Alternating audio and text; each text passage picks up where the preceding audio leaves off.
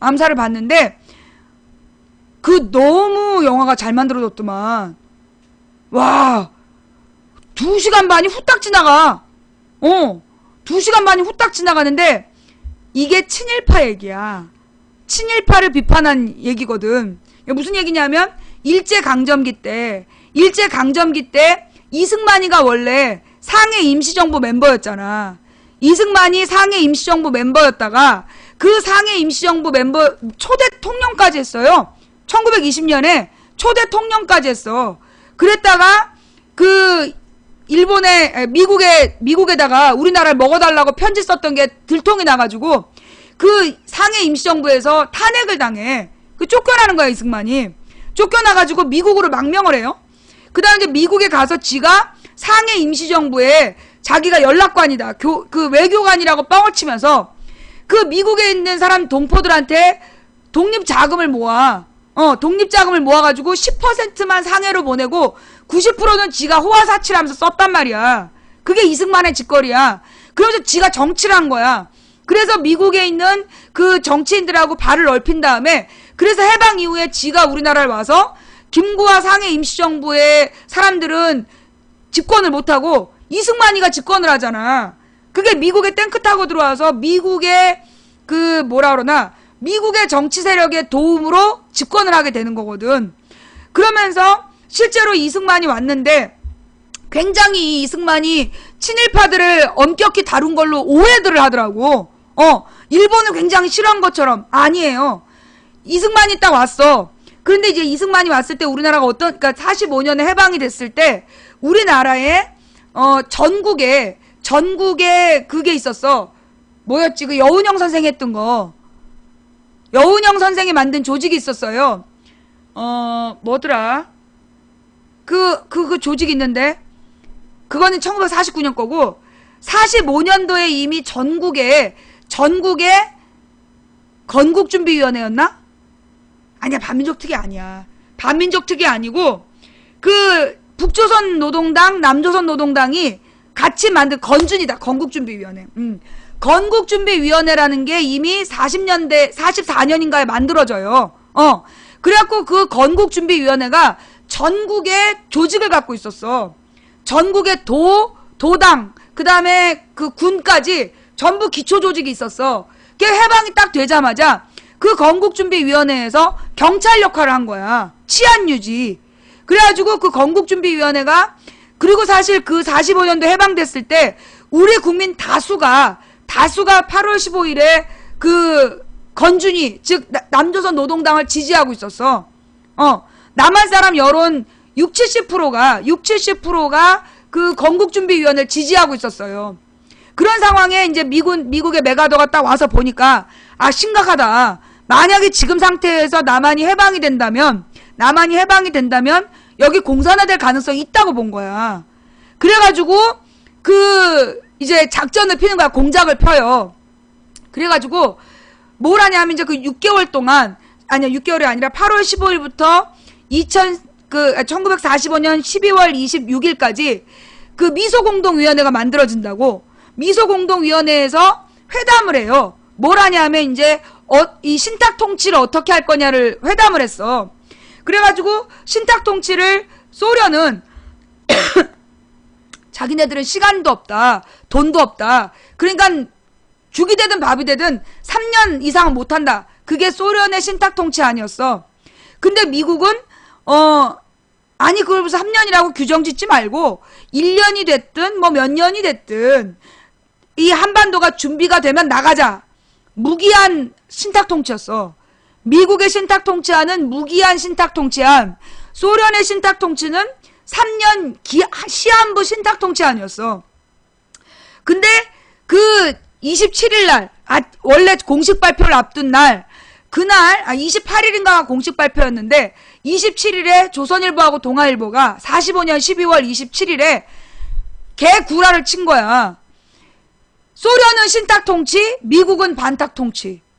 신탁통치란 우리의 주권을 인정하지 않고 저 소련군이나 미군이 우리나라를 계속 지배한다는 거다. 그런 기사를 쓴 거야. 그게 거짓말이었어요.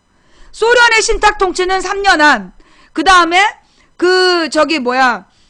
미군의 신탁통치는 무제한이었어. 그런데 미국은 신탁통치를 반대하고 소련이 신탁통치를 주장한 것처럼 그게 왜 그런 거냐 하면 두 가지 안을 올린 거야, 유엔에. 그러니까 유엔에서 그럼 누구 안을 들어주겠어? 미국의 무기한 신탁통치안과 소련의 3년 안 중에 누구 안을 들어주겠냐고. 당연히 소련의 신탁통치안을 들어준 거야. 그러니까 미국이 그럼 3년 안에 여기서 나가야 되잖아. 그러니까 동아일보, 조선일보 시켰고 거짓말을 보도한 거야. 그게 20세기 3대 오보에 들어간대.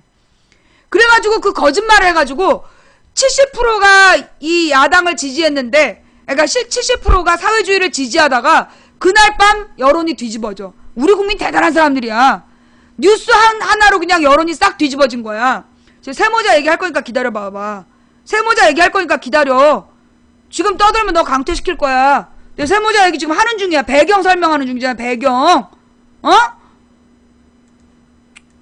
지금 세모자 얘기 지금 배경 설명하고 있는데 지랄이야. 그래가지고 이 신탁통치 반탁통치로 거짓말을 한 거예요. 그래가지고 김구 선생님도 바로 반탁통치 운동을 한 거야. 반탁운동을. 그런데 28일에 내용이 공개됐는데 보니까 어때? 그게 아니라 미국은 무제한, 소련은 3년 안. 그래서 그러면 소련의 신탁통치안이 맞잖아. 그래가지고 이 사회주의 세력은 찬탁운동을 한 거야. 소련식 찬탁 3년짜리 신탁통치를 하자. 미국식은 무기한이니까 안 된다. 그런데 이걸 이승만이 거기서 딱 치고 나오는 거야. 빨갱이는 찬탁, 민주주의자는 반탁, 이렇게 거짓말을 한 거예요. 그래가지고 찬탁운동과 반탁운동으로 28일부터 우리나라 여론이 갈라지게 되는 거야. 철저한 오보 때문에.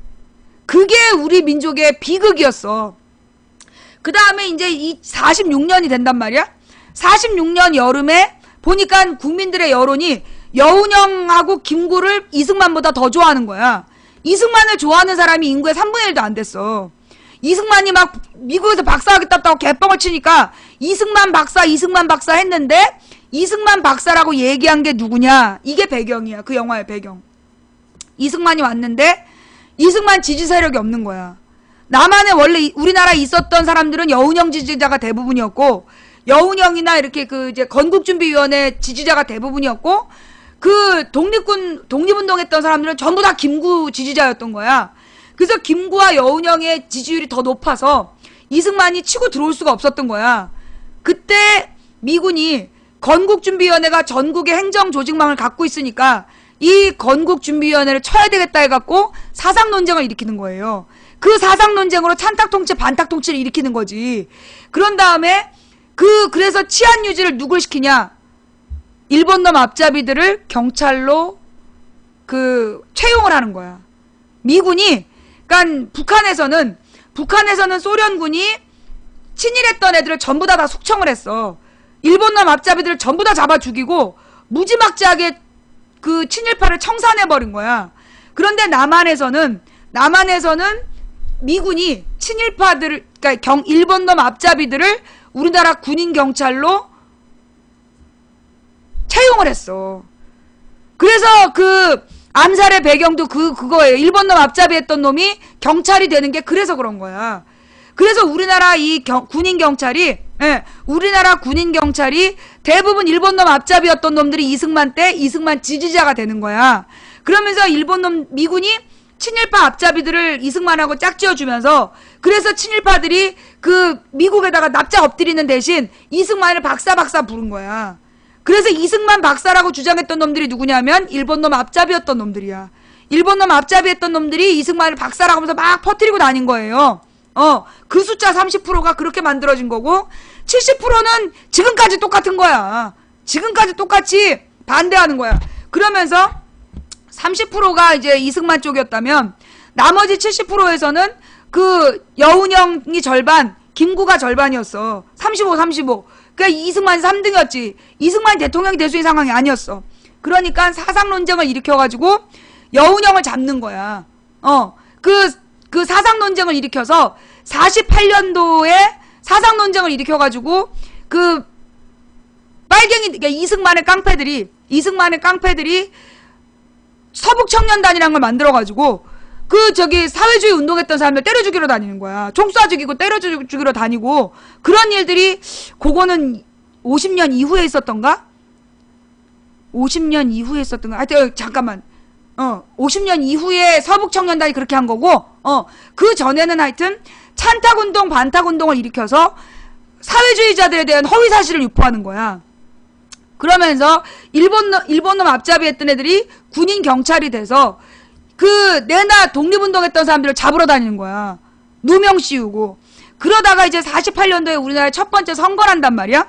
근데 그 전에 46년도에 이제 이 이승만이가 본질을 드러내면서 뭐라고 얘기를 하냐. 그렇지. 그거야. 그래. 맞아. 46년도에 정읍에서 처음으로 발언을 해요. 정읍 발언 찾아봐. 이승만이 남한만의 단독선거. 북한은, 그러니까 김구 선생님은 남북한 단일 선거를 해야 된다고 주장을 했고, 여운형은 지금 이제 막 건국준비위원회에 대해서 막 뭔가 누명을 쓰고 막 위기에 몰려있는 상태였고, 그 상태에서 이 이승만이 남한만의 단독선거를 처음으로 언급한 게 46년이야. 그러면서 북진통일을 외치면서 북한으로 쳐들어가야 된다. 그걸 이승만이 외친 거야. 북진통일 외치고 그 다음에 반민특위 해체하라는 걸 외치는 것도 이승만계야. 근데 좌우지간 그렇게 이제 이승만이 북진통일을 처음으로 언급하고 남한만의 단독선거를 언급했던 게 46년도에 이승만 발언. 그러니까 이제 여기에 대해서 남북 노동당 반대하고 김구도 반대하고 안 된다. 남한만 단독선거하면 분단이 고착화된다. 그래서 통일 정부를 만들어야 된다는 반대운동이 막 일어나는 거야. 근데 이제 47년도에 이승만이 계속해서 작전을 피고, 그러면서 이제 48년도에 5월 10일에 남한만의 단독선거를 하겠다라고 공지를 때려. 근데 대부분의 남북한의 이 민족운동가들이 다 반대를 한 거야. 독립운동가들이 다 반대했고, 그 다음에 사회주의 운동하는 사람들도 다 반대를 했어. 그러면서 48년 50 선거에 누구가 다 출마하냐면 이승만의 친일파와 그 다음에 진보정당 지지자들, 진보당만 가는 거야. 이제 선거에 참가를 해. 그래가지고 48년 총선거에서 헌법을 만든 거야. 48년 7월 17일이 제헌절이라 그래갖고 우리나라 제헌 헌법이 만들어져. 처음으로 만든 헌법. 근데 그 헌법이 거의 사회주의적인 내용이야. 거의 저희 지난번에 통진당을 해산했잖아요. 통진당을 해산하면서 뭐 어떤 표현 때문에 북한이랑 통한다고 막 그랬잖아. 이승만을 지지했던 정당이 만든 헌법이 훨씬 더 통진당의 당원 당규보다 훨씬 더 사회주의적 성향이 강했어. 진보적이었어. 그러면서 그 48년 국회에서 뭘 만드냐면 반민특위라는 걸 만들어. 그 반민특위라는 게 뭐냐 하면 반민족 행위자 처벌에 관한 법이야. 그걸 진보당이 주도를 해. 진보당이 주도를 해가지고 반민족 행위를 했던, 즉 친일파들을 잡아가지고 처벌하는 법을 만들겠다. 그래서 이제 49년도에 반민특위를 만들었어. 그걸 만들고 48년도에 만들고, 그런데 이제 계속 반민특위 활동을 방해를 하는 거야. 어떤 증인을 찾아내면 죽여버리고, 증거를 인멸하고. 왜? 그 당시 군인 경찰이 일본 놈 앞잡이였잖아. 자기네들의 범죄 기록이니까 관련자들을 죽이는 거야. 증인들을 다 죽여버리고 자기네들의 범죄 기록을 지네들이 막 삭제를 해버렸어. 그 당시 그 일본 놈들이 경찰이었기 때문에 가능했던 일이지. 군인 경찰이었기 때문에. 그래가지고 반민특위 조사가 제대로 안 돼. 그러니까 막 진보당 국회의원이 막 거기에 대해서 분노를 했단 말이야. 그러자 이승만이 어떻게 하냐면 국회로 경찰을 보내서 진보당 의원을 체포해요. 이놈이 빨갱이라고. 그래갖고 진보당 의원 간첩 사건을 조작을 해서 진보당 의원을 국회에서 체포해가고, 그리고 진보당을 해산시켜버리는 거야. 그러니까 이제 1950년 2월에 선거를 할 때 사람들이 전부 다 이승만 반대당을 찍어버린 거야. 그때까지 우리나라 1948년 헌법에는 국회에서 대통령을 뽑는 내각제였어. 일종의 간선제. 직선제가 아니라 이승만이 50 단독 선거로 지네 지지자들, 투표를 해가지고 거기에서 뽑힌 국회의원들이 투표를 하니까 진보당 숫자가 워낙 작고 몇 명 안 되니까 이승만 지지자들이 이승만을 대통령을 만들어줬단 말이야. 그래서 48년부터 50년까지 대통령을 했어. 50년 2월 선거를 했는데 그 진보당 해산 사건하고 그 반민족행위 특별법을 흐지부지 만든 것 때문에 이승만 지지자들이 다 떨어져. 다 떨어지고 이승만 반대당이 국회 3분의 2를 차지한 거야. 그러면 국회 3분의 2를 이승만 반대당이 차지했고 여기에서 대통령을 뽑으면 100% 이승만 반대파가 되는 거야. 그러니까 이승만이 이제 그 전에 49년도에 이제 첫 번째 선거에서 김구 계열이 선거에 투표를 안 한 거야. 근데 이제 다음 선거가 50년 2월이었기 때문에 김구 선생님이 선거를 준비를 했어. 출마하려고 준비를 했던 거야. 그래서 49년도에 쏴 죽이는 거야. CIA에서. 미국의 첩보원들이 김구를 죽인 거예요. 안도희 혼자 죽인 게 아니라 안도희가 와서 쏠 때 그때 이미 창밖에서 김구를 노리는 스나이퍼가 있었다는 거야. 그 김구 선생님이 죽는 장면이 무슨 소설책으로 나와 있었고 나는 비웃으면서 봤어. 근데 미국의 공문서가 공개가 되면서 안도희가 미국의 첩보원이었다. 아시아에서 일했던 미국 첩보원 출신이었다는 게 나와. 그게 공문서로 확인이 됐어. 그래서 49년도에 김구 선생님을 죽일 때 안도희가 쐈던 총하고 다른 총알이 발견이 돼. 그 미스테리를 밝히는 책이 뭐였더라? 미싱 링크라는 책이 있어요. 소설책인데 빌려도 한번 읽어봐. 미싱 링크라는 책이 소위 그 CIA의 비밀 자료를 보고 그걸 배경으로 만든 김구 선생의 그 암살에 관한 이야기야. 영화 암살은 김구 암살이 아니에요. 예, 좌우지간. 그래서 그게 배경이야. 그래서 김구를 49년에 죽이고 50년 2월 선거에 김구가 없으면 자기가 될 줄 알았는데 웬걸 진보당 해산 사건이라든가 이게 막 돼가지고 이승만 반대파가 3분의 2를 차지한 거야. 누가 되든 이승만은 대통령이 될 수가 없었어. 그러자 이승만이 그 50년 2월 달에 그 선거에서 참패한 다음에 메가더한테 편지를 보내. 메가더한테 편지를 보내가지고, 이거 중요한 얘기예요, 여러분. 메가더한테 편지를 보내서, 그때까지 이제 에치슨 라인이라 그래서 미군의 방위선이 있었어. 아시아 방위선. 그래서 그게 일본에서부터 대만, 일본, 우리나라를 다 포함한 미국의 방어 전략선이었단 말이야. 그런데 거기서 남한을 빼달라고 이승만이 요구를 해요. 그러면 북한의 김일성이 쳐들어올 거라는 걸 안 거야, 이승만이. 메가더한테 편지를 보내갖고 메가더가 에치슨 라인에서 한반도를 남한을 빼버리는 거야. 그러자 북한이 옳다구나 그러고 이제 전쟁을 하러 오는 거야. 그러니까 이 한국전쟁은 유도된 전쟁이다. 남침을 유도했다라는 얘기가, 그래서 브루스 커밍스라는 미국인 교수가 남북관계를 연구해가지고 그 논문을 쓴 거예요. 그 사람이 지금 시카고 대학의 교수야. 그지? 지금도 시카고 대학인가? 하여튼 시카고 대학의 교수를 했던 브루스 커밍스라는 교수가 쓴 논문에 그 내용이 나와. 이승만이 일부러 메가더한테 에치슨 라인을 빼달라고 요청하는 편지를 보냈다. 그리고 메가더가 에치슨 라인을 빼주자 김일성이 쳐들어오고 한국전쟁이 시작됐다라는 게 나오는 거야. 그래서 그래가지고 웃기는 게 뭐냐면, 한국전쟁이 났을 때 이 새끼가 제일 먼저 한 일이 뭐냐면, 그 한강다리를 끊어버리잖아, 이승만이. 한강다리를 끊어버리고, 그래서 굉장히 많은 사람들이 죽거나 다치잖아. 그래 놓고 그냥 밑으로 다 내려가서 부산으로 가. 부산으로 그냥 퇴각하는 거야. 그러면서 그때 부산으로 가면서 일본에다가 망명정부를 준비했다는 거 아니야. 근데 그때 부산에 모여있는 사람들한테 세상에 그 전쟁 중에 헌법을 바꿔. 그때 우리나라 헌법이 간선제였거든. 그때 뽑힌 그러니까 50년 2월 달에 뽑힌 국회의원들이 대통령을 간선제로 하기로 했는데, 그 대통령 간선제를 해야 될 그 시점에 헌법을 바꾸는 거야. 그래서 대통령 직선제로 바꿔. 그래서 부산에 피난 온 사람들끼리만 투표해갖고 이승만이가 또 당선이 돼요. 부산에서 저기 피난 온 사람들끼리만 투표를 해갖고 이승만이 또 대통령이 되는 거야. 그래서 직선제로 바꾼 거지. 바꿔갖고 지가 대통령이 돼가지고 그 전쟁을 치르게 되는 거예요. 전쟁을 치르고 나중에 해방 그 전쟁 과정에서 그러면서 이제 반민족행위 특별법을 하던 그 시절에 49년 48년 9년 요때야. 그때 옛날에 그래 그 중요한 얘기 빠졌어.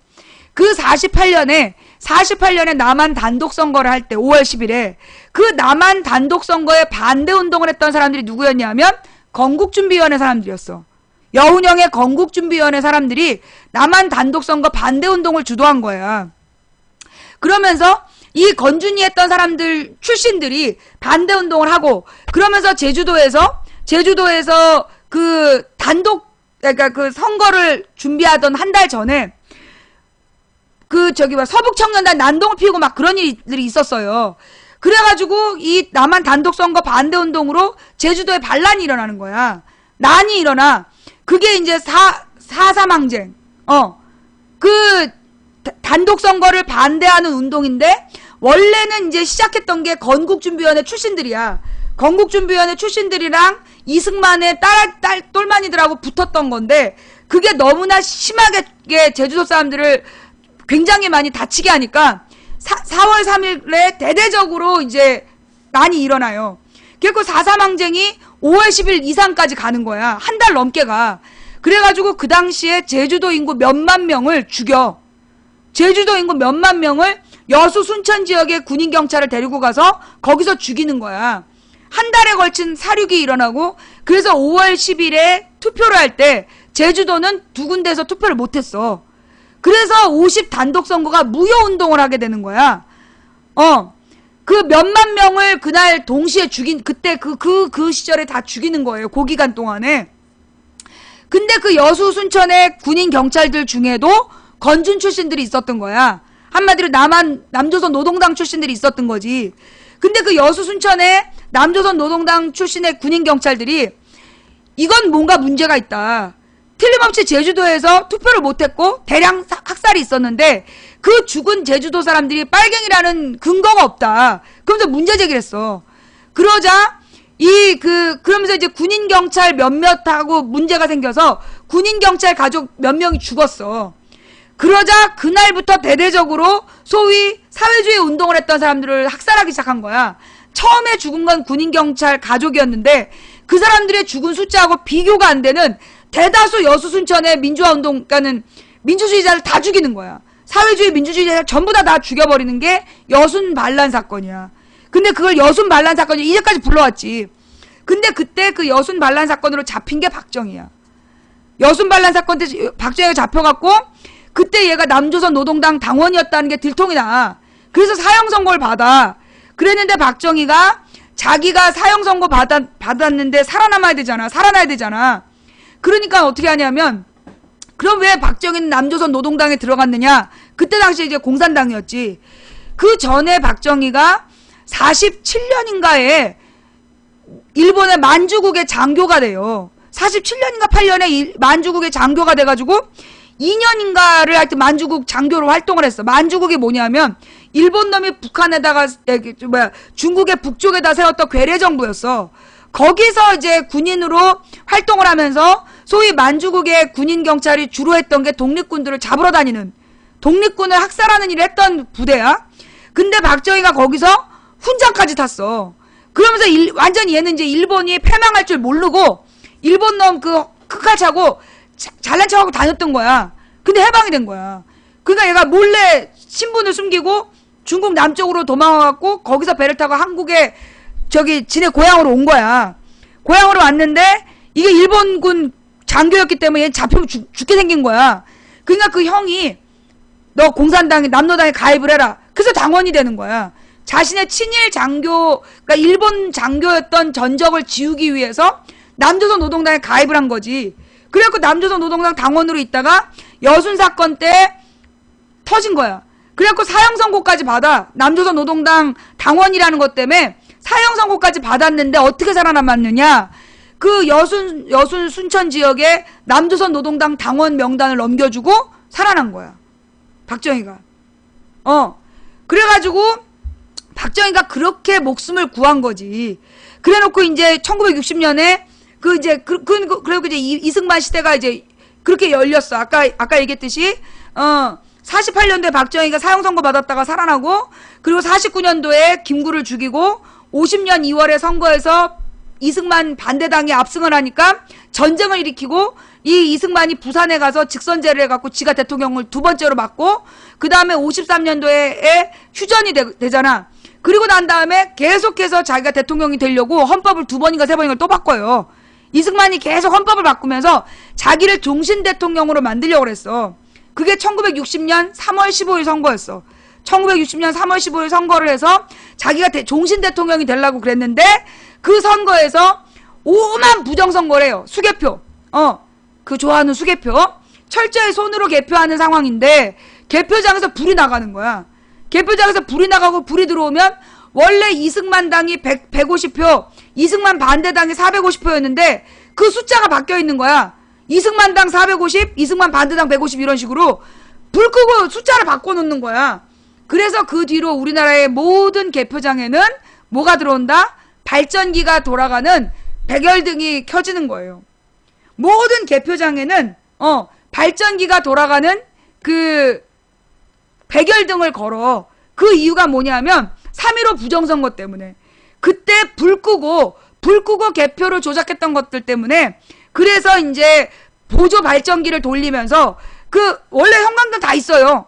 다 형광등이 있는 체육관에 하는데 백열등이 켜있어. 그 이유가 그거야. 불 끄고 개표 조작했던 3.15 부정선거 때문에. 그래갖고 그 3.15 부정선거 반대운동이 부산 마산 지역에서 벌어지는 거야. 논리가 아니라 역사적 사실이야. 그래서 3.15 부정선거의 반대운동이 부산 마산 지역에서 항쟁처럼 벌어져. 그래서 어떻게 되느냐.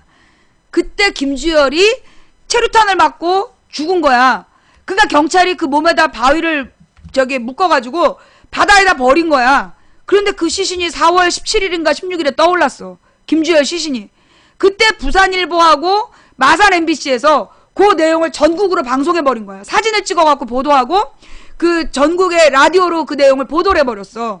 그래서 4월 17일에 고대생들이 먼저 시작하고 4월 18일에 서울대생들, 서울대 교수들까지 다 뛰어나와가지고 이승만 하야라고 이제 경무대로 간 거야.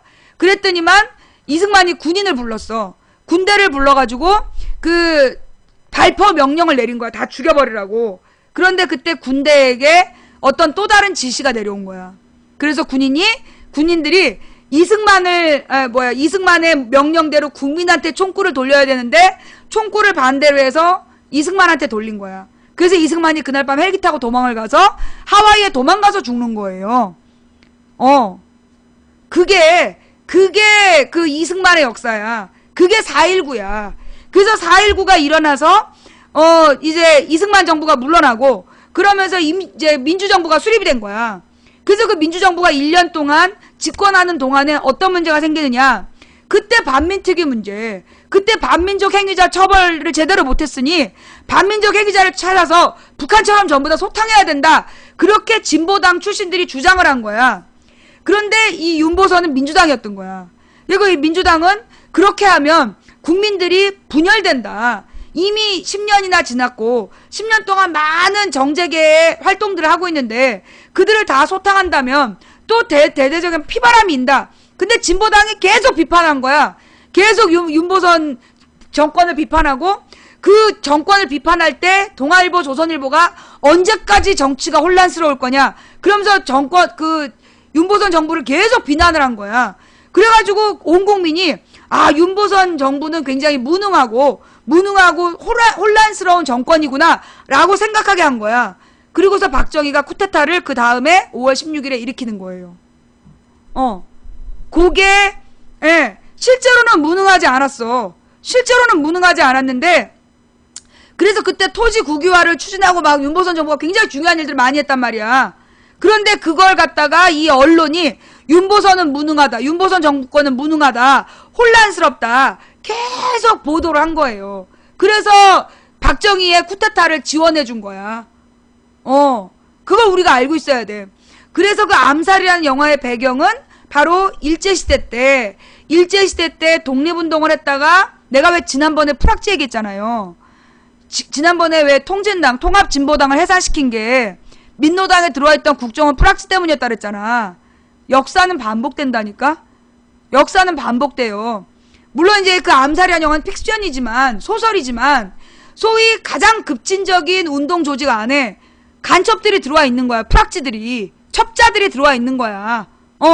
그래가지고 이 암살이라는 영화도 그런 독립운동 세력에 있었던 첩자들의 이야기.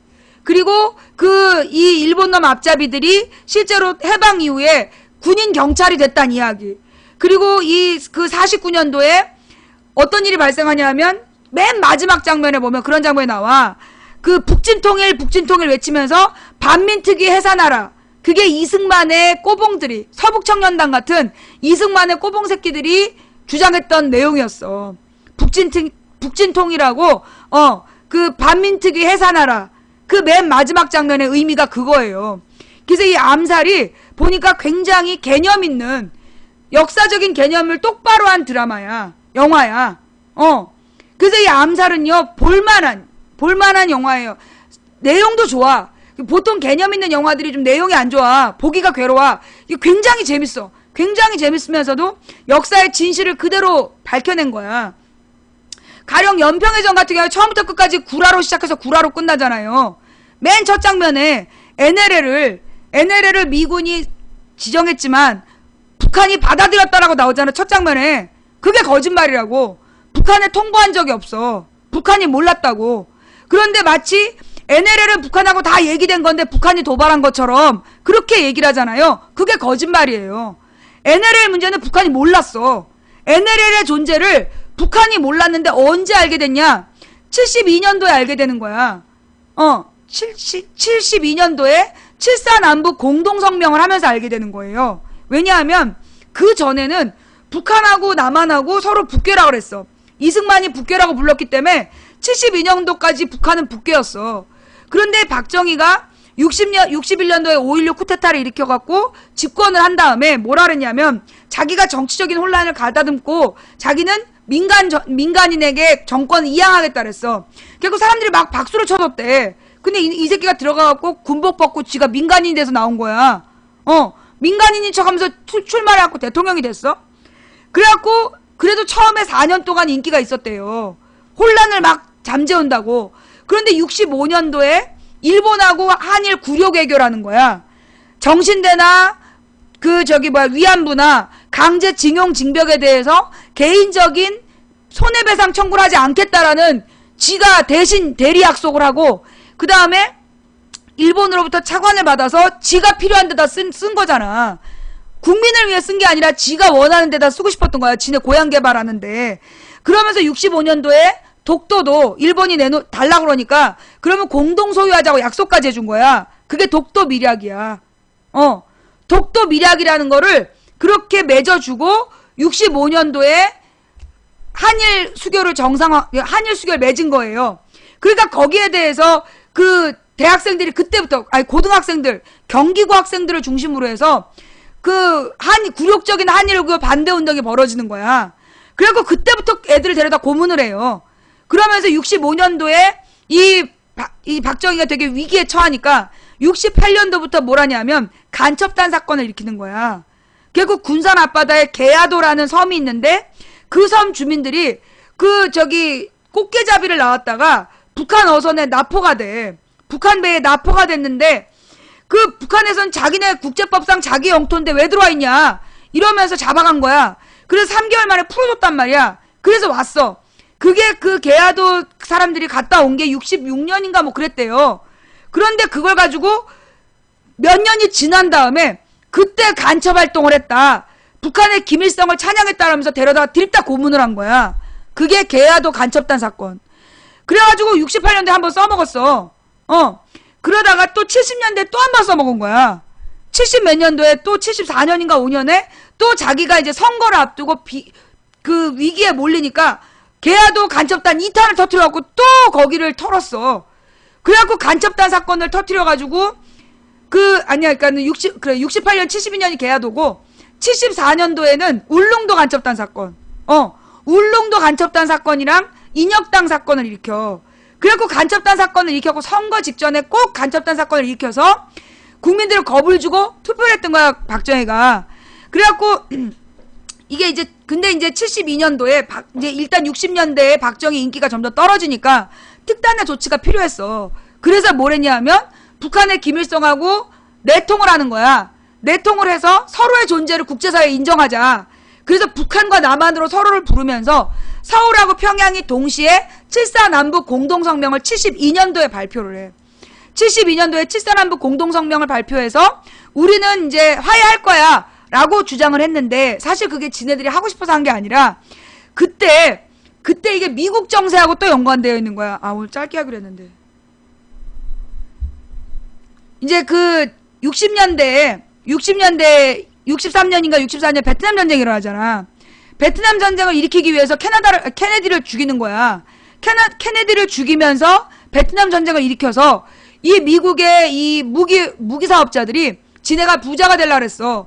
그런데 이 베트남 전쟁이 유일하게 그러니까 첫 번째로 미국이 진 전쟁이야. 베트남 전쟁이. 베트공을 이기질 못하는 거야. 게릴라 전쟁을.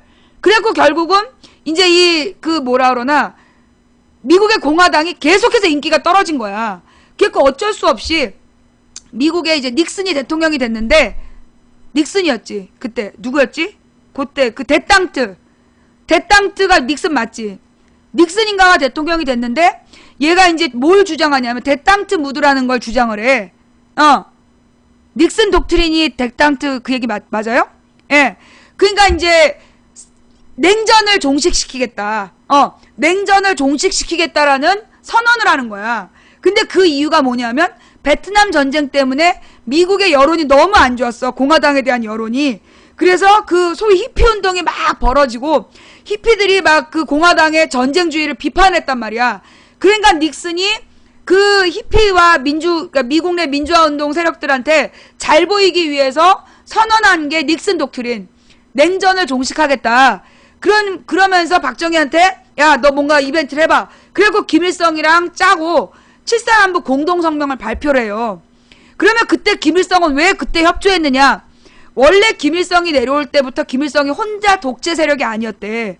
원래 소련에서 내려온 공산당이 여러 분파가 있었는데 이 김일성이가 이제 20년을 해보니까 이게 지가 혼자서 다 먹고 싶었던 거야. 그래가지고 이제 자기 아들 김정일이한테 후계자를 물려주고 싶었던 거지. 그런데 소련에서 같이 활동했던 공산당이 반대를 한 거야. 공산당 다른 분파가. 그래서 김일성이 다 죽이는 거야. 소련에서 같이 활동했던 공산당 동지들을 다 죽이고 숙청하고 그러면서 김정일이를 후계자로 인정하기 위한 주체 사상이라는 걸 만들어. 그게 언제냐? 74년부터야. 아싸, 일관왕이다. 거친 시청자가 많은 방송 1위. 빠바바바바바. 자, 그래서 일관왕이야. 자, 하여튼 일관왕 됐어요? 1위 됐어요? 이관왕인가? 하여튼 그래가지고 이 김일성은 김일성대로 북한에서 자기의 경쟁자들을 다 죽이고 김정일이를 후계자로 만들기 위해서 독재 체제를 구축해야 됐던 거야. 그래서 그때 지가 사회주의 헌법이라는 걸 만들어. 박정희는 같은 시간에 유신헌법이라는 걸 만들고. 그래서 내가 북한하고 남한의 권력자가 적대적 공생관계라고 얘기하는 거예요. 김일성 때부터 이것들이 공생관계였어. 김일성도 자기네 북한에 있는 다른 공산당 분파들을 다 죽이고 지 독재 1인 독재 체제를 만들었고 같은 시간에 박정희는 7.4 남북 공동성명 이후에 통일하고는 무관하게 막 빨갱이로 간첩으로 몰아갖고 사람들을 죽여가면서 그 유신헌법을 만들어갖고 1인 독재 체제를 만들고 그 일이 동시에 벌어진다고. 그 다음에 김정일하고 박근혜가 만났잖아. 김정일이요. 여러분 잘 모르시는데요. 김정일이 노무현을 얼마나 우습게 대했는지 알아요? 노무현이 북한에 김정일 만나러 가잖아. 그때 김정일이 굉장히 모욕적인 발언을 하고 되게 무시하고 그랬어. 박근혜가 갔을 때는 김정일이가 아주 떠받들었어요. 왜? 박정희 김일성이 친했거든. 그러니까 박근혜도 와가지고 지가 거기다 써. 자기 아버지 그러니까 선친들의 관계가 있어서 극진한 대접을 받았다고. 김정일이가 노무현보다 박근혜한테 대접을 더 잘해줬어. 뭐가 문제인데. 허위사실 유포로 빵 가지 않으셨음? 그래, 나를 허위사실 유포라고 잡아갔다가 나중에 사실유포죄라고 죄명을 바꿨어. 몰랐구나? 몰라서 불래? 자, 그래서 아버지들 간에 친해서 자기한테 극진했다 그러잖아. 노무현 대통령이 14선언 발표하러 갔을 때요, 김정일이가 진짜 못되게 굴었어. 도리어 김대중 대통령한테는 조금 잘했는지 몰라도, 왜냐하면 김정일은 박근혜가 대통령 되길 바랬대잖아. 그 얘기는 누가 한 거야? 탈북자가 방송에 나와서 한 얘기야. 탈북자가 MBN 방송에 나와가지고 김정일은 박근혜가 대통령이 되길 바랬다고. 왜냐하면 김정일이 자기 딸을 대통령을 삼고 싶어가지고 박근혜가 대통령 되길 더 바랬대잖아. 그때 왜냐면 김정일 큰아들은 약간 외국으로 떠돌면서 정치적으로 성공이 안 됐고, 그 다음에 김정은이의 존재는 전혀 없었어. 그래갖고 김정일이가 생각했던 후계자는 딸이었대. 그래갖고 그 딸을 대통령을 시키고 싶어 했기 때문에 김정일이는 박근혜가 대통령 되길 바랬다. 요 얘기는 우리 얘기가 아니에요. 그게 MBN에 나와가지고 북한 탈북자가 대선 직전에 한 동영상이더만. 난 나와서 봤어. 내가 잠깐만 갔다 나와서 보니까 그런 방송도 했더라고. 대단해. 좌우지간 그렇게 된 거지. 하여튼 그래서 김일성이랑 박정희가 동시에 독재 국가를 만들어가는 과정에 이제 북한하고 남한의 존재가 인정이 됐었던 거다. 그러다가 박정희는 일찍 총 맞아 죽고 CIA에서 제거했다라고 봐. 왜냐하면 그때 중앙정보부가 CIA 한국지부예요. 공식적인 명칭이. 그런데 그 CIA 한국지부장이 죽인 거잖아. 왜 그랬냐 하면 그때 박정희더러 물러나라 그랬는데 박정희가 끝까지 안 물러난 거야.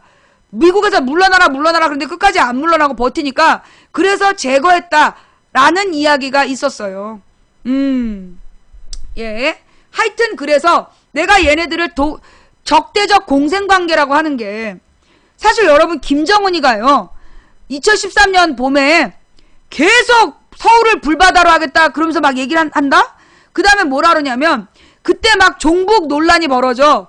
그러니까 김정은이가 그러니까 박근혜가 막 그 인사 참사를 일으켜서 왜 지명을 장관 후보들이 다 그지 개똥같은 새끼들이었어. 여론이 너무 안 좋을 때 북한에서 계속 서울을 불바다로 만들겠다고 떠들었어. 기억나요? 가서 뉴스 찾아봐. 내가 이것들이 한패라고 보는 이유야. 김정은이는 박근혜를 확실히 좋아하고 있어. 내가 볼 때 박근혜가 김정은 좋아하는지 모르겠는데 김정은이 확실히 박근혜를 도와주고 있어. 뭘 보고 알 수 있냐? 그해 3월달에 3, 4월에 실제로 박근혜가 인사를 그지같이 해갖고 박근혜가 막 욕먹고 있을 때였는데 김정은이가 계속 서울을 불바다로 만들겠다고 협박을 했어요. 기억나? 그리고 막 전쟁 나면 어떻게 애들이 와갖고 나한테 막 지랄하고 그랬다고 질문하고 막 그랬던 게 김정은 이 새끼 때문이야. 그러면서 그때 막 그래갖고 이제 논란이 일어나. 그러니까 까발리겠다 이렇게 얘기를 해. 막 종북 논쟁이 벌어지니까 그럼 까야 될 거 아니야. 어머, 버퍼가 있었죠. 어떡하면 좋아 이거. 에이, 잠깐만. 녹화 영상이 4시에 끊고 갔어야 되는데 못 끊어가지고 연장이 된 거야.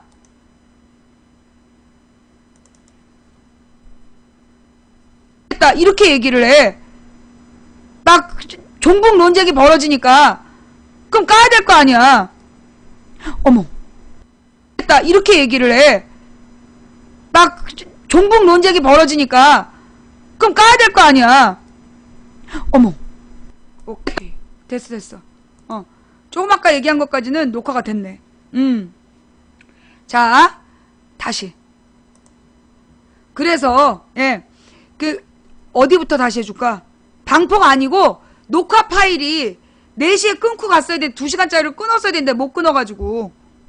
그래서 지금 버퍼가 생긴 거예요. 녹화 파일 넘어가느라고. 어디부터 얘기했어? 무슨 얘기부터 끊겼어? 버퍼가 언제 온 거야? 내 벌레다. 내 벌레야. 눈에 내 벌레 갖고 저기 뭐라고 얘기하지 마.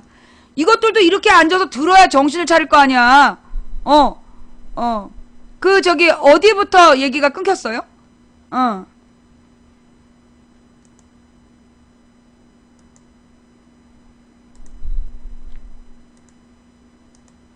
무슨 얘기하다가 버퍼왔어? 불바다? 오케이. 김정은이가 정말로 남한을 불바다를 만들겠다라는, 그럼 그 얘기 계속해야 되는데 안 해. 박근혜가 제일 욕먹을 때 불바다를 만들겠다 그래갖고 막 공포정치가 시작이 돼. 박근혜의 공안통치가 시작이 된다고. 막 공포 분위기가 만들어져요. 그런데 그 다음에 얘기가 쑥 들어갔어. 그러니까 박근혜의 인사정책의 위기를 딱 넘긴 다음에 불바다 발언이 사라졌어. 그 다음에 박근혜하고 남한의 언론인들이 가서, 북한에 가서 막 김정일, 김일성 찬양한 발언들이 있단 말이야. 그 내용을 까겠다라고 얘기를 했어. 그럼 까야 되잖아. 안 깠다니까? 그 발언을 안 까고 지금까지 버티고 있는 거야. 그거 까면, 여러분 생각해봐요. 김정은이가 그걸 까면 실제로 우리나라에서 종북 얘기할 수 있어, 없어? 못해. 얘네들이 가서 뭐 박근혜가 김정은한테 무슨 얘기했는지 다 까면 깔 수 있는 거 아니야. 그러면 감히 남한에서 뭐 누굴 종북 세력이라고 비난하고 그러지 못한다고. 그럼 정말로 자기가 통일을 원하고 통일을 반대하는 세력을 압박하고 싶으면, 정말로 박근혜를 압박하고 싶으면 내가 김정은이면 깠어? 안 까잖아. 정치적 거래를 하는 거지. 내가 볼 때는 김정은이가 그 남한의 언론사들, 남한의 언론사 대표들하고 남한의 재벌들하고 박근혜하고 북한에 가서 했던 발언들을 약점으로 해서 지금 딜을 요구하는 것 같아. 박근혜 정부한테 원하는 걸 따내려고 하는 것 같다고. 그걸 안 까는 이유는 내가 볼 때 김정은은 확실히 박근혜를 지지하고 있어. 내가 볼 땐 그래. 그래서 꼭 필요할 때 사고 쳐주기. 꼭 필요할 때 사고 쳐주고, 그러면서 서로 협조한 게 아니냐, 이런 걸 보고 뭐라 그러냐면, 전문 용어로, 자, 나타났어요. 네, 또 이분 소설가래. 자, 이분 소설가다라고 얘기하는 거 보니까 이게 딱 맞는 것 같아. 그지? 이거 소설가라고 얘기하는 거 보니까 요 부분이 맞는 거야. 전문 용어로 적대적 공생관계. 예, 적대적 공생관계가 뭐냐면요, 이게 외교적인 전문 용어야. 옛날에 소련하고 미국이 적대적 공생관계였다. 그래서 미국의 CIA하고 소련의 KGB하고 서로 정보를 주고받았어. 서로 정보를 주고받고 어떤 뭔가 이렇게 이슈를 둘이서 짜서 만들고 그랬다니까?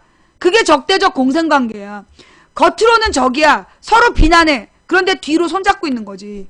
그래서 각자, 소련은 공산권 안에서 지가 대빵 먹고, 미국은 나토에서 대빵 먹고, 그런 식으로 자기네들의 그 권력을 유지하기 위해서, 그 적대적 공생관계를 맺는 애들이 있어. 그래서 이 적대적 공생관계를 가장 대표했던 게 미국과 소련의 냉전체제였고, 그리고 우리 남한과 북한도 적대적 공생관계다. 그래서 그 외교부 장관했던 사람이 논문을 썼어요. 적대적 공생관계를 청산해야 된다. 그 얘기가 그거야. 서로 협력하는 거야. 겉으로는 싸우면서 속으로는 손 잡고 있는 거. 그래가지고 꼭 필요할 때 사고 쳐주는 거. 뭐예요?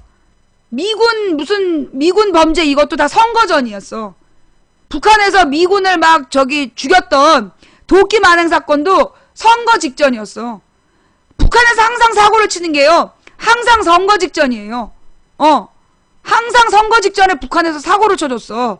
옛날에 박정희 전두환 때까지. 그러다가 북한에서 사고 치는 게 뜸해진 게 노태우 때부터였어.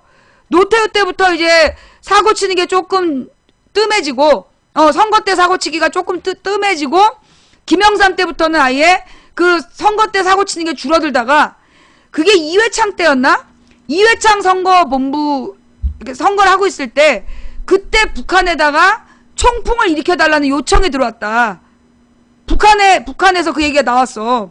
그때 이회창 선거할 때 선거 전에 총기 사고 하나 내달라고, 총기 사고 하나 내달라고 요청을 했었다는 걸 북한 간첩이 얘기를 해버린 거야. 예, 그랬던 과거의 역사가 있다. 좌우지간 암살이라는 영화 볼만한 영화더라. 정말 내용이 재밌고 역사적인 배경을 알고 가서 보면 그 마지막 장면, 이정재가 법정에서 걸어 나온 장면에 나온 그 시위가 어떤 의미인지를 알게 되는 거야. 과거를 제대로 청산하지 못한 민족의 역사. 그 부분이 그 역사적인 배경을 보고 보면 훨씬 더 재밌죠. 예. 연평도 사건 때 내가 연평도 사건 얘기했는데 또 해줄까? 연평도 사건 얘기 또 해줘? 이 연평도 사건이 이 연평도 사건이 어떤 내용이었냐면 원래 그 정부에서 민간인을 사찰하면 안 돼. 그런데 이명박이 총리실 산하에 비밀 조직을 두고 민간인을 사찰해왔다는 증거가 발견된 게 연평도 포격 바로 전날이야.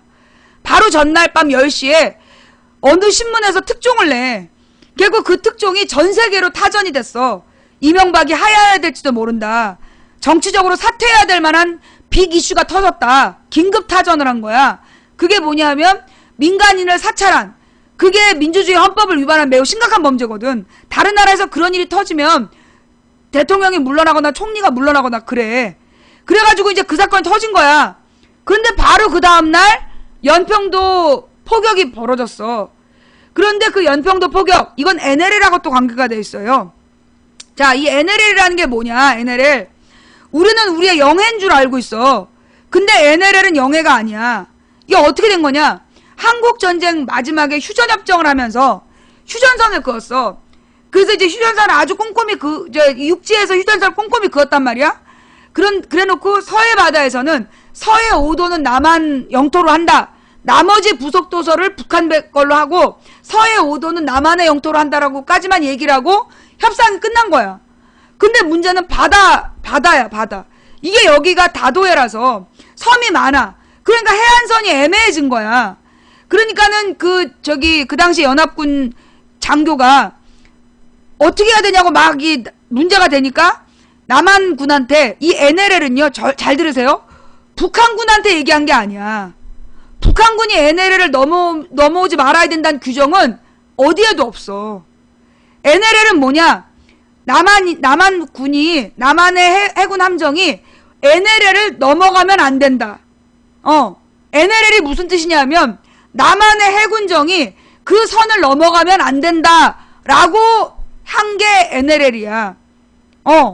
그 다음에 그러면 북한의 국제법상 영해는 어디냐면 우리나라 연평도를 이렇게 싸고요. 요렇게 되어 있어, 영해가. 국제법상 영해가 연평도를 싸고 요렇게 북한의 바다인 거야. 북한의 바다. 국제법상. 이게 언제 문제가 됐냐? 이제 그 72년도에 남북 그 정상회담을 했잖아. 남북 7.3남북 공동성명을 발표했잖아. 그러면서 북한에서 야, 너네 NLL이 뭐냐? 그러면서 문제 제기를 했어. 그래가지고 74년도에 2년 만에 미국이 자기네들의 잘못을 인정한 거야. NLL은 국제법 위반이다. NLL은 국제법 위반이고 빨리 북한하고 재논의를 해야 된다. 그게 74년 미국의 국무회의에 보고된 내용이야. NLL은 미군 장교가 그었고 미군 장교가 그으면서 북한하고 협의된 내용이 아니다. 그리고 무엇보다 국제법 위반이다. 왜? 국제법은 해안선에 썰물 때 그 썰물로부터 18해리가 18해리지? 아니야. 20해리?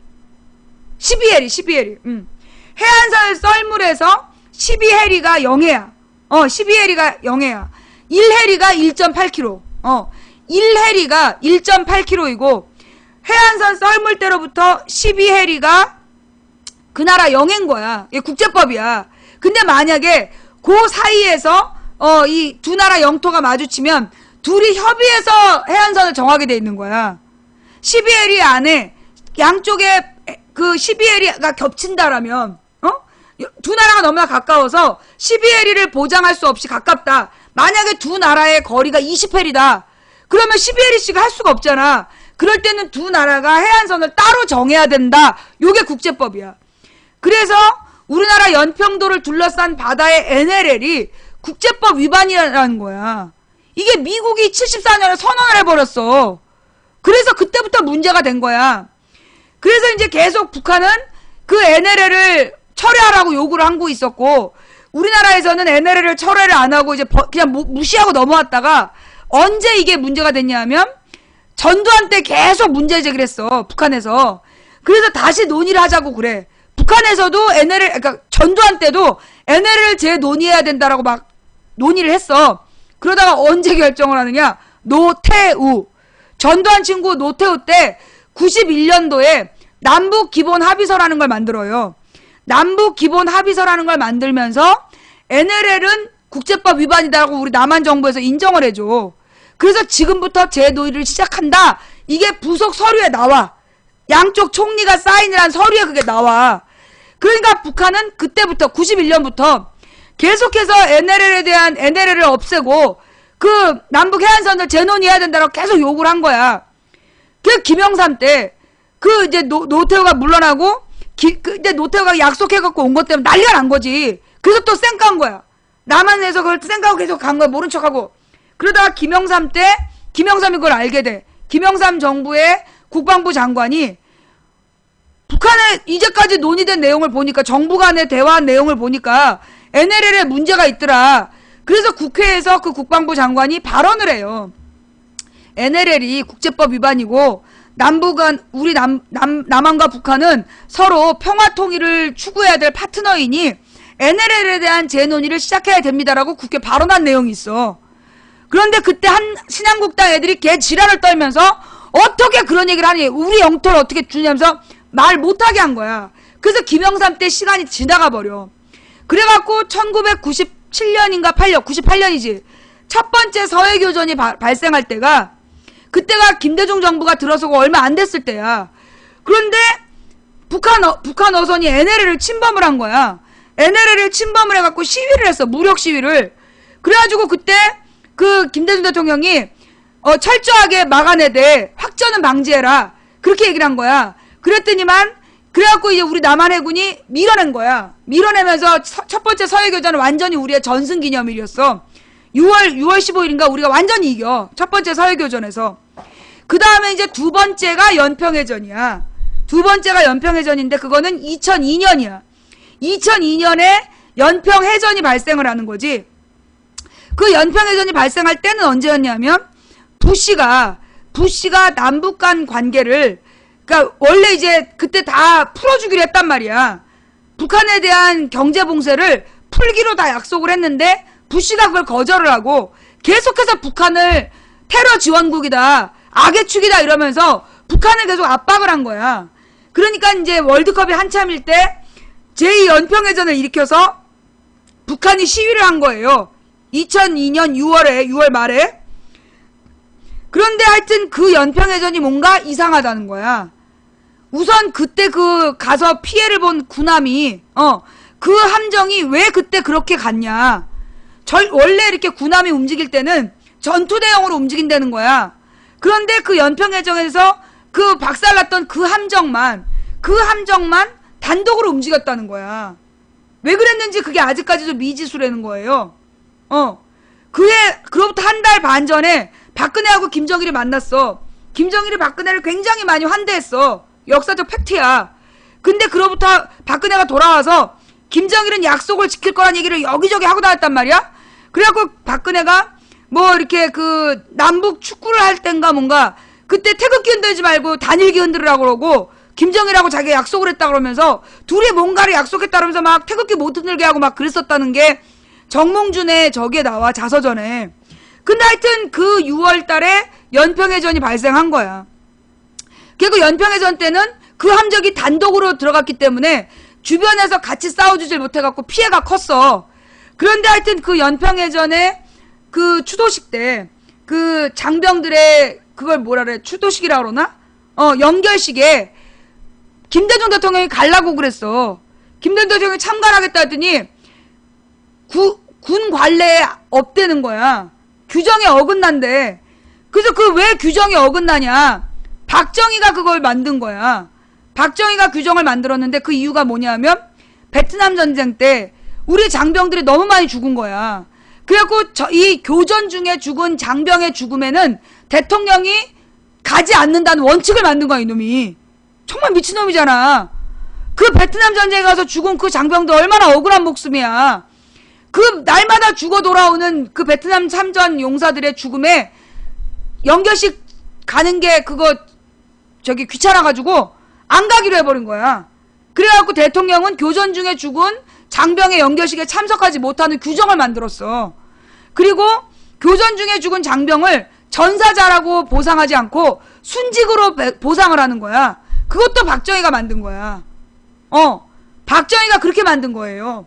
그래갖고 김대중 대통령이 연결식에 참석을 못하고 그때 거기다가 우리가 한일 월드컵의 주최자였잖아. 우리가 손님을 초대한 거란 말이야. 그래가지고 그때 외국 정상들하고 회의가 잡혀 있었어. 축구만 보러 간 게 아니라 그 한일 정상들이 같이 전 세계의 그 손님들을 불러 모았고 개최국의 대통령으로서 공식 행사에 참여한 거야. 근데 이 새끼들이 축구 구경 갔다고 그렇게 영화에서 나온다며. 영화 맨 마지막에 김대중 대통령이 축구 관람하는 걸로 나온다며. 그게 원래 축구 관람하러 간 게 아니야. 그때 그 개최국이었기 때문에 개최국 대통령으로서 외교 정상들을 만나러 간 거야. 그러면서 이제 축구도 같이 봤던 거죠. 같이 외교 정상들이랑. 그런데 그런 전후 설명 다 빼먹고 그 연평해전의 희생자들의 연결식에 참석도 안 하고 축구 보러 갔다. 그렇게 영화를 만든 거야. 그러니까 개구라라는 거지. 그러니까 공짜표로 돌려도 애들이 안 보러 가는 게 그래서 안 보러 가는 거예요. 이거 정말 나쁜 영화야, 그거. 그리고 굉장히 역사의 진실을 왜곡하는 영화예요. 그렇게 만드는 건. 예. 그래가지고 그 박정희가 그렇게 만들었다는 거를 김대중 대통령 때 처음 알게 되는 거야. 그 첫 번째 서해교전에서는 우리가 희생자가 없어서 몰랐고 그 두 번째 연평해전 때 그걸 알게 된 거야. 그래서 김대중 대통령이 이걸 고쳐야 된다라고 기준을 세워서 연구해라. 그걸 노무현 대통령 때 완성한 거야. 그래서 교전 중에 죽은 장병은 전사로 처리하고 보상금을 몇 억을 주는 걸로 법을 바꾼 거예요. 그런데 노무현 대통령 때 단 한 차례도 북한에서 쳐들어온 적이 없었어. 단 한 차례도 북한에서 쳐들어온 적이 없기 때문에 실제로 그 법을 쓸 일이 없었고 이명박 때 천안함이 터지는 바람에 천안함 장병들이 그 법으로 몇 억씩 보상을 받은 거야. 그런데 이걸 갖다 이명박은 몇 억을 보상했는데 김대중은 몇 천만 원밖에 보상 안 했다고 개소리를 한 거야. 정말 나쁜 놈들이죠. 예. 연평해전이 거짓말이라고. 맨 첫 부분에 NLL을 북한이 동의했다. 그게 거짓말이야. NLL에게 통보가 안 됐어. 그리고 우리 남한하고 북한하고 그러니까 미국은 일찍이 NLL이 불법이다. 국제법 위반이라고 인정해버렸고 NLL을 만든 게 미군인데 미군이 NLL은 불법이다라고 74년도에 인정해버렸고 남한 정부에서는 91년 노태우 정권 때 NLL이 불법이라고 인정을 해줬어. 재논의를 해야 된다고 그때 이미 약속을 해준 거야. 그 약속을 이행하라고 북한이 계속 떠들고 있는 거야. 1차 서해교전, 2차 서해교전 일으키면서 계속 주장하고 있는 거야. NLL이 위법이라고 너네 다 인정하지 않았냐. 빨리 바꿔달라. 그런데 그 얘기를 새누리당 의원들이 지금 철저히 진실을 속이고 연평해전에 얹혀가려고 개빵을 치고 있는 거야 지금. 예.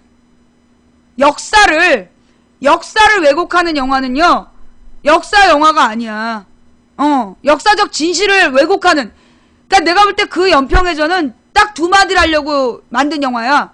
NLL을 북한이 인정했다는 거짓말. 두 번째 김대중 대통령이 그 장병들의 연결식을 무시하고 축구 보러 갔다는 거짓말. 그 두 가지를 거짓말 하려고 연평해전 만든 거야 그거. 예. 그리고 여러분이 볼만한 영화는 암살.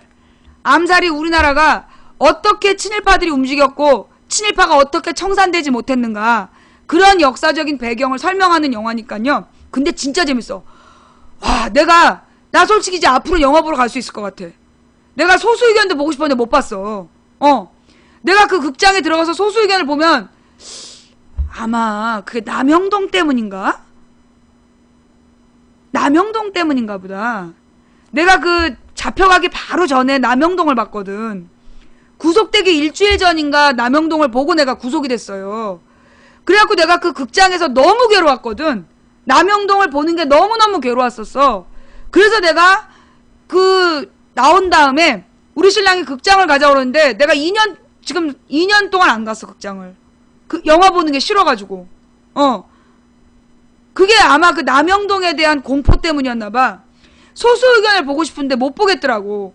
그 내용을 지켜본다는 게 너무 괴로울 것 같아서 못 봤어. 근데 이제 우리 조카가 암살은 재밌다. 정말 통쾌하니까 보라 그러는 거야. 그래가지고 내가 이번에 암살을 보러 가서 내가 극장에 대한 거부감이 있었구나. 내가 이렇게 그 안에 갇혀있다는 거. 그 갇혀있다는 것에 대한 거부감을 갖고 있구나. 그래서 내가 극장에 대한 거부감이 있다는 걸 내가 이번에 알게 된 거야. 암살 보러 가서. 들어가기 전에 막 불안하더라고. 막 불안하고, 들어가기가 싫은 거야. 내가 극장을 싫어하는 이유가 이게 남영동 보고 구속됐잖아. 그리고 강제로 갇혀 있었던 기간이 있어서 나도 모르게 그게 극장이 싫었던 것 같아. 자, 하여튼 그래서 오늘 방송 짧게 하기로 했는데 오늘 3시간 다 했네, 씨. 자, 아니 내가 뭘 선동이 오죠. 속상하지? 니네 근데 그렇게 막 애들 단체 관람 시켰는데도 애들이 안 갔다며. 단체 관람 가라고 그렇게 강요를 했는데도 애들이 가기 싫어한다며. 이 연평해전은요 가장 중요한 앞구라 뒤구라로 만들어진, 실제로 박정희가 만든 나쁜 법 규정 때문에 김대중 대통령이 그 장병의 연결식에 못 간 건데 축구 보러 가느라고 안 갔다라는 거짓말 하려고 만든 영화야. 아주 문제 있는 영화예요. 예, 강제동원해서 보려는데 그거 실패했던 것 같아. 애들이 막 안 간대. 자, 하여튼 여기까지. 그러면서 이제 국정원 해킹, 이번에 국정원에서 자기네들이 그 해킹했던 그 자료를 100% 복원했다. 어저께부터 막 뉴스 나왔잖아요. 자기네들이 100% 복원해 보니까 내국인을 해킹한 기록은 전혀 없다라고 발표를 했어요. 자, 이 국정원의 발표를 믿는 국민이 몇 프로래요? 국정원에서 지네가 삭제했던 자료를 100% 복원해서 보니까 내국인을 사찰했다는 증거가 하나도 없더라. 이렇게 발표를 했어. 요거를 믿는 국민 숫자가 얼마? 26%? 국정원 해킹에 관한 국정원의 해명을 믿는 국민의 숫자가 26%래. 26%. 이건 무슨 얘기냐? 새누리당 지지자들도 반이 빠졌다는 얘기야. 새누리당 고정 지지율이 35에서 40% 나오거든. 근데 26% 나왔다는 얘기는 새누리당 지지자들도 안 믿는다는 얘기야. 국정원 해킹에 대한 국정원의 해명을 새누리당 지지자들도 10% 이상이 안 믿는다는 얘기예요. 예.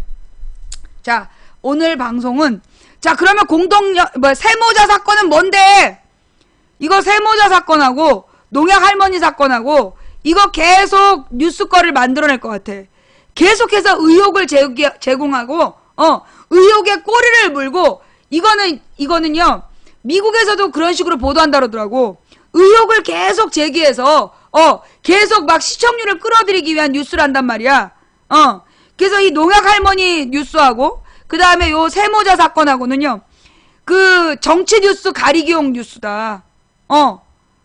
정치 뉴스 가리기용 뉴스야. 아니, 그 많은 살인 사건들에 대해서 이렇게 오래 보도하는 거 봤어요? 그렇게 많은 종편에서 304명이 죽은 사건에 대해서 이렇게 열심히 보도한 적 있어?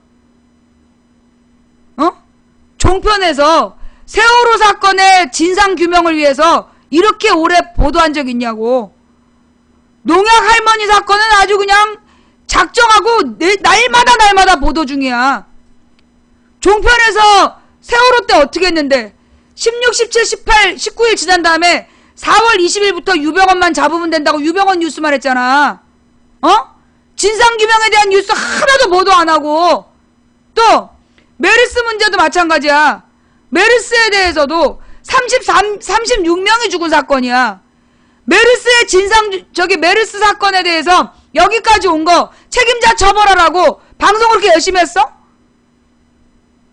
메르스 공포팔이 하다 안 되니까 손 씻으라고 나중에 얘기하고 흐지부지 시켰잖아. 그래놓고 농약 할머니 사건 존나리 열심히 도배를 해요. 모든 종편에서 아주 작정을 하고 보도를 해. 그 다음에 인터넷은 세모자 사건으로 도배를 하고, 요 네트워크에서 정말로 중요한 국정원 해킹 뉴스라든가 정치 이슈를 덮기 위해서 뿌리는 뉴스야. 내가 볼 때 세모자 사건하고, 아니 그까짓 게 무슨, 아니 여러분 생각해봐요. 이까짓 게 무슨 2주에 걸쳐서 할 얘기냐고. 그것이 알고 싶다 해서 이까짓 뉴스를 2주에 걸쳐서 할 게 뭐 있냐고. 이거는 시간 끌려는 거야. 2주 동안 이슈를 만들어서 관심을 끌고 정치적인 이슈를 가리기 위한 그런 그런 뉴스라고 보여. 그러니까 사실 말도 안 되는 얘기를 계속 보도하고 있는 거 아니야. 정말로 해야 되는 대한민국의 헌법이 흔들린 사건이야. 국정원에서 민간인을 해킹을 했고 더욱이 국정원 직원이 죽었어. 그런데 그 직원이 삭제해놓고 자기가 모든 책임을 지겠다고 죽었다는데 그 직원은 삭제 권한이 없었대. 삭제 권한이 없는 직원이 왜 삭제했다고 반성문을 쓰고 죽어. 그러니까 지금 국정원 직원이 자살했냐 타살했냐 그런 의혹이 생기고 있는 거 아니야. 자살이 아닌 것 같다 뭐 이런 주장까지 나오고 있는 거 아니야. 그런데 나는요, 이 국정원 직원이 자살하지 않았다라는 이야기, 난 이건 또 하나의 물타기라고 봐. 국정원 직원이 자살하지 않았다라는 주장을 나는 또 하나의 물타기라고 봐. 왜? 국정원 직원이 자살했냐 안 했냐는 중요한 뉴스가 아니야. 국정원 직원이, 그러니까 실제로 중요한 국정원에서 해킹 프로그램을 샀다. 어마어마한 해킹을 했다. 뭐 8만 몇 건? 어마어마한 해킹을 했다. 그런데 그 해킹 내용을 국정원에서 입증을 못하고 있다. 그런데 국정원 직원이 죽기까지 했다야. 그런데 이 직원이 자살했냐 타살했냐 그 얘기하면서 마티즈가 같냐 다르냐 이 얘기를 하면서 실제로 국정원에서 해킹을 하면 안 되는데 해킹했다. 그 얘기는 안 다뤄. 그리고 이 국정원 직원이 삭제해서 죽었다는 이 직원이 삭제 권한이 없대. 그런데 그런 얘기는 절대로 얘기를 안 해. 그래놓고 마티즈 얘기만 해. 나는 이거 내가 볼 때 물타기 한 거야. 국정원 해킹 뉴스의 논점을 물타기 하는 거라고 봐요. 김어준이 이제 24일날 파파이스에서 공개를 했는데, 김어준이 그 파파이스를 녹화할 때는 그 발표가 안 났을 거라고. 국정원 직원은 삭제 권한이 없었다라는 게 그 발표나기 전에 녹화를 했겠지. 그걸 편집해갖고 올리는데 시간이 지났을 거야. 그런데 그 김어준의 파파이스를 어느 게시판에다가 다 도배를 해놨더라고. 여러분, 김어준의 파파이스가 그동안에 굉장히 뉴스가 많았잖아요. 그런데 부쩍 김어준의 파파이스 중에서 이번 거를 굉장히 많이 도배했지. 그치? 국정원 직원 자살의 진실 이 부분이 굉장히 많이 뿌려져 있잖아. 여기저기 게시판에. 수요일에 녹화한 거야. 그러니까 목요일날 뉴스를 못 본 거지. 그러니까 이게요. 일부러 내가 볼 때 요원들이 요 김어준의 파파이스를 막 여기저기 도배했어. 보게끔. 수요일날 녹화했기 때문에 김어준의 파파이스에 목요일날 신경민이 발표한 그 직원은 삭제 권한이 없었다 이 부분이 들어가질 못한 거란 말이야. 그 녹음된 걸 금요일에 발표를 했는데 그거를 막 주말 내내 도배를 한 거야.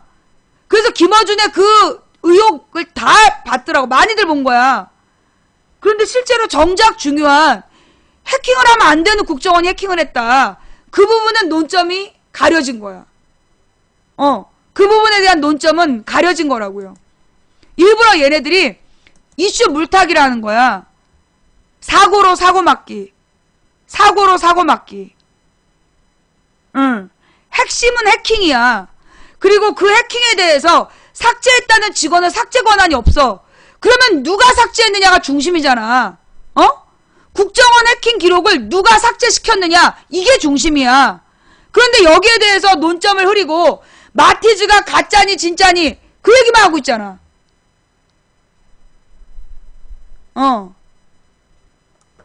그래서 우리 국민들이요, 뭐라고 그래야 되나, 언제나 쟤네들은 여러분 옛날에 우리나라에 무슨 말이 있었냐면 냄비 여론이란 말이 있었어요.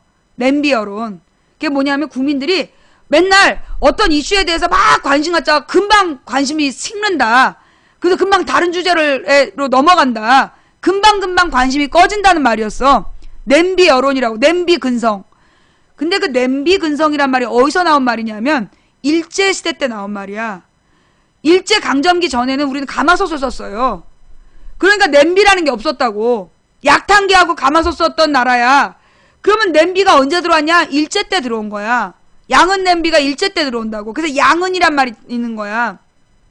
그러면 이 양은 냄비가 빨리 포로로 끓고 빨리 식는다. 그 말을 만든 놈들이 일본 놈들이라고. 일본 놈들이 조선 사람은 냄비 근성이 있다. 그래서 후루룩 달아올라도 금방 꺼져버린다. 4.19에 그러니까 우리나라 3.1운동에 대해서 냄비 근성 얘기를 한 거야. 실제로 3.1운동은 3월 1일 첫날 한 게 하루 한 게 아니라 1년이 간 운동이에요. 3.1운동은 1년을 갔어.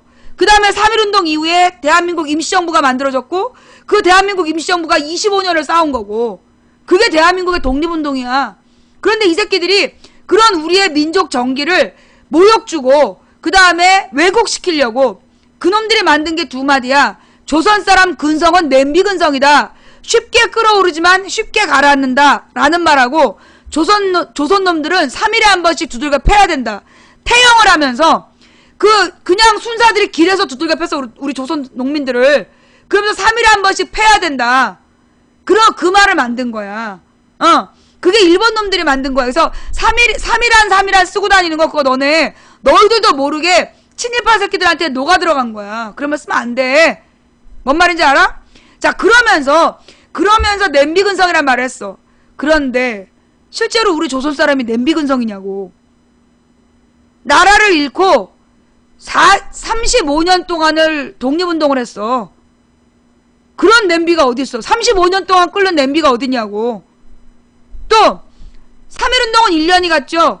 그 다음에 우리나라에서 4.19, 60 그 독재 정권을 번번이 무너뜨린 게 우리 국민이야. 우리 국민의 역사는 위대한 역사야. 그러면 왜 냄비 여론이란 말이 나오고 냄비 근성이란 말이 나왔냐면 언제나 언론에서 어떤 짓을 했냐면 항상 지네들이 이슈를 물타기 하는 거야. 언제나 지들이 막 이걸 일제히 보도해. 성완종 그러다 갑자기 접고 다른 거 보도해. 성완종 접고 메르스 보도하다가 갑자기 접고 또 다른 거 보도해. 세모자. 이게 결국은요. 냄비 근성, 냄비 여론. 우리 국민이 냄비 근성이 있어서 쉽게 관심 갖지만 쉽게 잊어버린다. 그거 조선일보, 동아일보가 만든 말이야. 우리 국민은요. 세월호 지금 1년째 싸우고 있어. 세월호 1년째 싸우고 있어. 여러분 망치 부인이 세월호 쓰고 있는 거 지겨워서 지워야 된다라는 말을 하고 있는 놈들이 있어. 망치 부인이 세월호 1년 102일 이거 계속 달아야 된다고 생각한 사람 손? 망치 부인이 세월호의 진상이 규명될 때까지 세월호 1년 며칠 계속 달아야 된다고 생각하는 사람 손? 이거 봐. 지금 본방 중계방에서 이렇게 많어.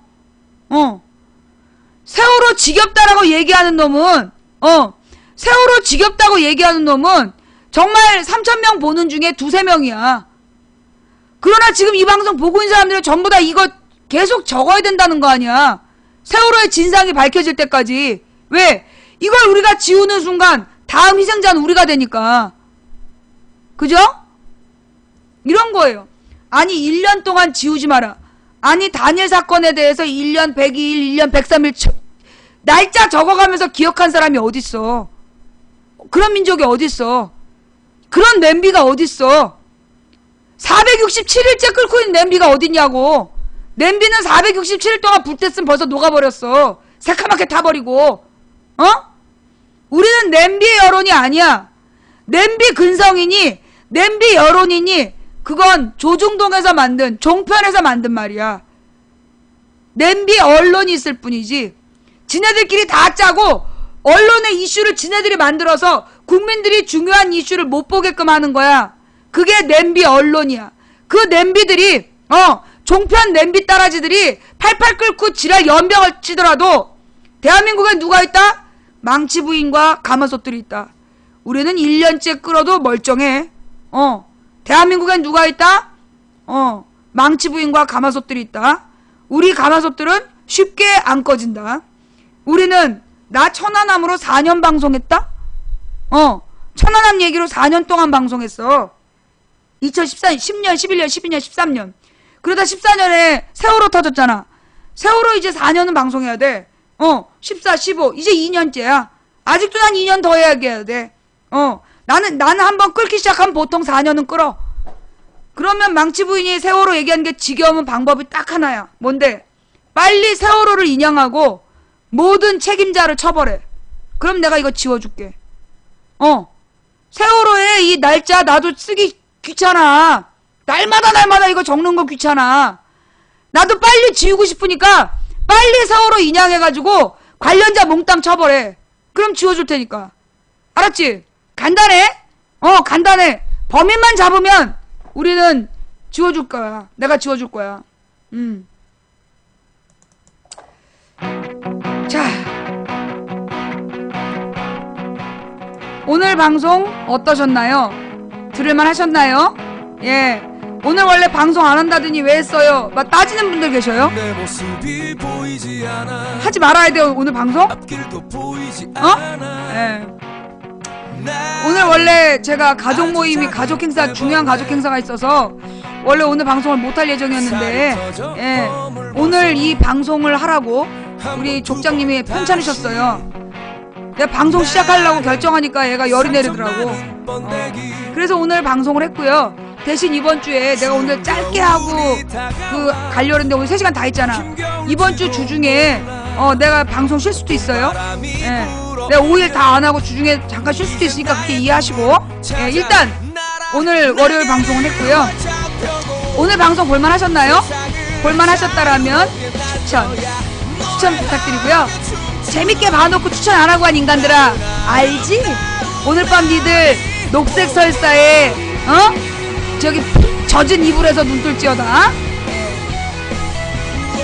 오늘 후원해주신 모든 분들께 감사드립니다. 한 분 한 분 감사 인사 못 드린 점 대단히 죄송하고요. 예, 오늘 팬 가입해주신 분들께 더욱더 감사드립니다. 그리고 오늘 시청해주신 여러분께 더 감사드리고요. 처음부터 끝까지 시청해주신 여러분께 더욱더 감사드립니다. 그리고 추천해주신 2729분께 진심으로 감사드립니다. 그리고 이 방송 각 방에서 시청해주신 매니저님들과 그 다음에 녹화 뜨느라고 고생하신 여비고님, 그 다음에 참세상님, 그리고 후행님께 진심으로 감사를 드립니다. 자, 오늘 방송은 여기까지 할게요. 다음 방송 내일 낮 2시, 내일까지는 내일 방송합니다. 내일 낮 2시에 본방송 있고요. 예, 그 다음에 언제 쉴지 몰라. 컨디션이 괜찮으면 끝까지 가고 5일 동안 방송하고 중간에 쉬어야 되겠다 싶으면 쉴 수도 있어요. 그래도 일단 지금 계획은 내일 낮 2시에 생방송 한다는 거. 오늘 방송 들을만 하셨나요? 예, 갑자기 생방송에서 재미가 없었어요? 오늘 뭐 얘기가 좀 지루했죠? 재미없는 현대사 얘기 나와가지고 지루했다면 대단히 죄송해요. 예, 다음 방송은 좀 더 재밌게 한번 해볼게요. 들어주셔서 감사합니다. 우리 방송은요, 아무나 듣는 방송이 아니에요. 예, 아는 만큼 들리는 방송, 가슴이 열리는 만큼 감동하는 방송이죠. 들어올 때 이거 지능 검사를 할 수가 없어갖고 이게 돌려야돼서 가끔 들어오는데 저것도 들어와서 계속 듣다 보면 한 3년 들으면 사람 되지 않을까 싶어요. 예. 자, 대한민국에, 예, 상식이 통하는 합리적인 민주사회가 만들어져서 가장 가난한 서민들도 밥을 굶지 않는 나라, 돈이 없어도 치료받을 수 있는 나라, 그런 나라가 되길 바랍니다. 그런 나라에 가난해도 행복한 서민이고 싶습니다. 이런 저의 꿈이 너무나 야무지다 라고 얘기하시는 분들도 계십니다. 이 꿈이 너무나 황당한 꿈일지도 모르겠습니다.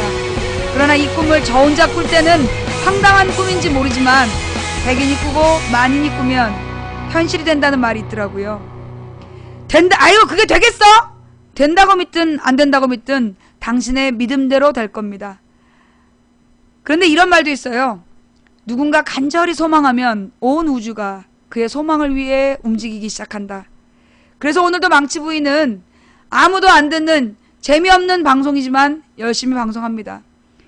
이렇게 날마다 그 콩나물에 물 주듯이 물을 주고 나면 어느 날 콩나물이 쑥 자라있는 것처럼, 계란으로 바위치기라는 말이 있어요. 그러면 계란이 깨지죠. 근데 어떤 영화에 그런 대사가 있더라고요. 계란으로 바위를 치면 계란은 깨지지만 언젠가 그 계란은 병아리가 되고 병아리는 닭이 돼서 바위를 뛰어넘는다. 그런 대사도 있더라고요. 계란으로 바위를 치면 계란이 깨질지 모르겠습니다. 하지만 바위가 어떻게 쪼개지는지 아시죠? 물방울이 계속해서 떨어지면 한 방울이 두 방울 되고 두 방울이 세 방울 되고 끊임없이 오랜 시간 동안 포기하지 않고 물방울이 같은 지역에 떨어지면 바위도 쪼개지더라, 이런 얘기죠. 또 그 연약한 나무 뿌리가 바위를 쪼개버리기도 하죠. 그래서 우리는 물방울처럼, 완전히 바위에 부서서 산산이 조각나는 물방울처럼, 그리고 정말로 그 바위 덩어리에 그 떨어진 씨앗처럼, 말라 죽는 씨앗처럼 우리의 노력이 하찮게 보일지 모르지만 언젠가 우리도 성공할 수 있다는 그 믿음을 가지고 오늘도 한 방울의 물방울이 돼서 떨어졌으면 좋겠습니다. 지금까지 도봉구 창동사는 불량주부 망치부인이 보내드린 망치부인의 시사수다방이었습니다. 제 방송 지금부터 이어질 테니까 쭉 보시고요. 추천들 잊지 마시고요. 내일 낮 2시에 늦지 않게 오세요. 오늘은 갑자기 생방송해서 죄송했어요. 내일 낮 2시에 만나요. 감사합니다. 아이, 근데 말이에요. 아니, 방송했다고 이렇게 시비들이야, 왜? 내가 이렇게 방송 안 한다 그랬다가 방송해가지고 섭섭해? 방송 이렇게 늦게 갑자기 시작해가지고 알림이가 안 왔어? 즐겨찾기를 해놔. 즐겨찾기를 해놔야지 내가 방송을 하면 바로 알려지지.